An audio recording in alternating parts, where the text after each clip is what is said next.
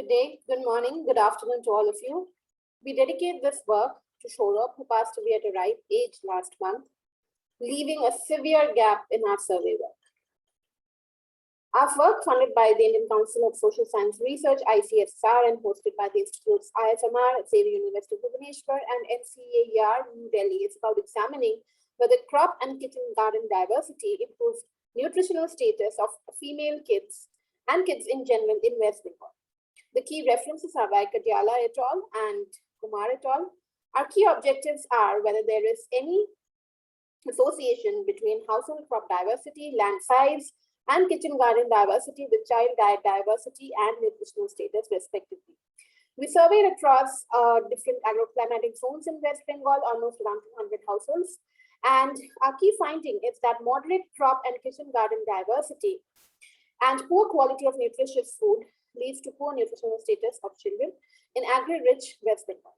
Female children are the worst affected, and there are serious agri-nutrient disconnects in the state.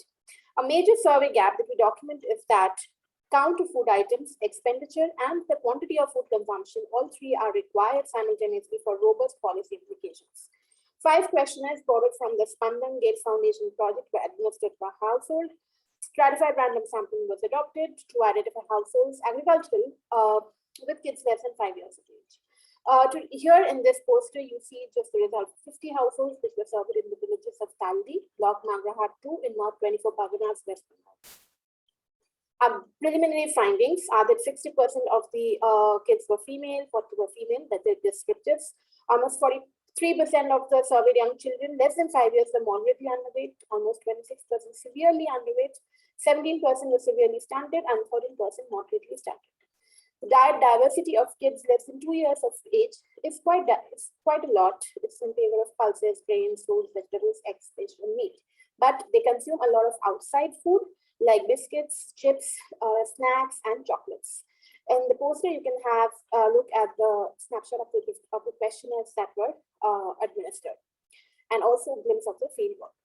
Now, what we find is that child food diversity is more than 10 across all land size holdings. The box plot depicts the same, and we find that it's somewhat negatively skewed.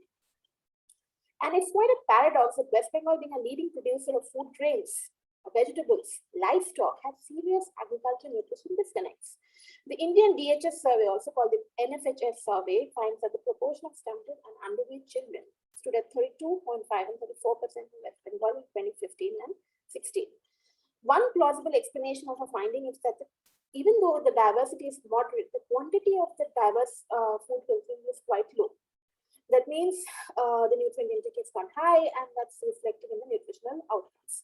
That's what we recommended, that both all the three, count, expenditure, and quantity rate, are required for robust policy implications. Just to keep the fact in mind is that all the villages that we surveyed were affected by cyclones, which is a new normal for the state for the past couple of years. Please feel free to share your valuable comments and suggestions at my email ID. And we also look forward to funding opportunities to scale up the survey work and collaborations to better understand the agri-nutrient disconnects. Thank you.